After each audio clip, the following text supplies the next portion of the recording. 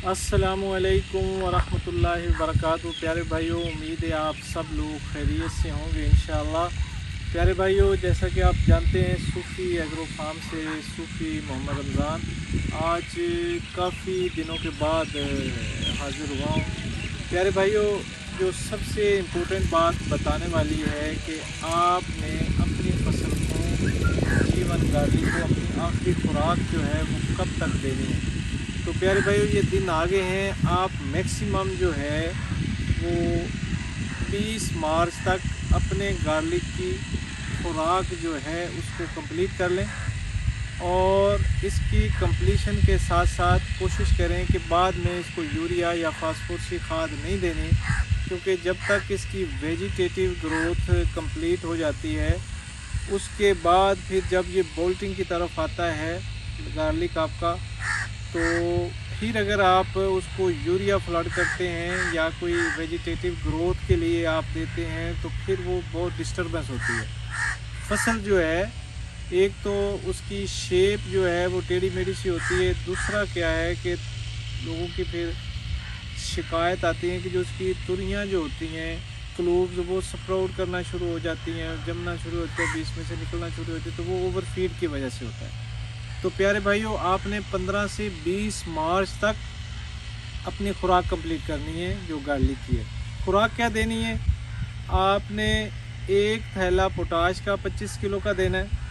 इसके साथ जिनकी पूरी वेजिटेटिव ग्रोथ समझते हैं कि पूरे सेटिस्फाई नहीं है, बहुत अच्छी होनी चाहिए, तो आधा बैग जो है आपने देना है नाइट्रोफास का, और आधा बैग आपने यूरिया का देना है। इसके साथ साथ मैं बताता चलूँ आपको कि जिन लोगों की ज़मीन थोड़ी कड़वी है या फिर समझते हैं कि जैसे गर्म मिजाज की है, गर्म ज़मीन है, तो वो लोग जो हैं अमोनियम नाइट्रेट या अमोनियम सल्फेट जो है वो एक बैग ज़रूर डालें। बाकी प्यारे भाइयों, ये आपको बताना बहुत ज़रूरी था। इसके बाद आपने अगर समझते हैं कि हमने इसके बाद भी खुराक देनी है, तो फिर इसके बाद सिर्फ़ और सिर्फ नेक्स्ट पानी के ऊपर आप पोटाश इसको 12 kg फ्लड कर सकते हैं। उसके बाद इसको खुराक कोई देने की ज़रूरत नहीं। और साथ मेरी बात सुने कि ये जो मार्च का महीना है, एंड ऑफ फरवरी मार्च, इसके अंदर जो इसकी फंगल डिजीज़ हैं वो एक्टिव होती हैं, और इसके अंदर जो बैक्टीरियल डिजीज़ हैं वो भी एक्टिव होती हैं। कि कोई इसको ब्लास्ट आता है, गंडे का गलाव होता है या जड़ का गलाव होता है, वो भी सारा आ जाता है।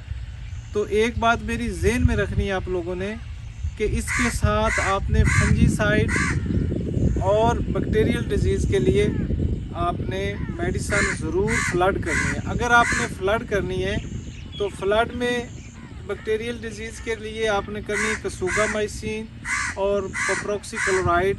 ये प्रोफाइल में है, कासोमिन में है, मतलब इनमें से कोई भी आप चूज़ कर सकते हैं। इसके अलावा जो फंगल डिजीज़ के लिए है वो आपने करनी है इलियट आप कर लें या डिफीटर प्लस कर लें।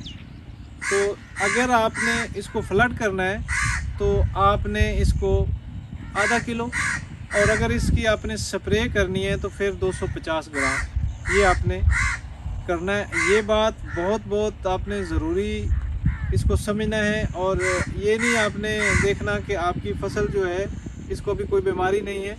अगर बीमारी नहीं भी तो ये आप फ्लड करें या इसकी स्प्रे ये लाजमी आप करें, ताकि अगर इसके अंदर दरअसल क्या होता है कि ये सीड के अंदर ही जो है ना ये बैक्टीरिया मौजूद होते हैं, और जब टेम्परेचर बढ़ता है तो ये एक्टिव हो जाते हैं और ये फसल को नुकसान पहुंचाते हैं। आज नहीं तो कल ज़रूर पहुंचाएंगे। तो इसलिए आपने साथ साथ ये लाजमी करनी है, जो फंजीसाइड है, बैक्टीरियल साइड है, इसको आपने ज़रूर आपने साथ साथ फ्लड करना है या स्प्रे करना है। अगर आपने स्प्रे करना है तो 250 ग्राम, और साथ अगर आपने इसको फ्लड करना है तो इसकी डबल क्वांटिटी आपने इसको फ्लड करना है।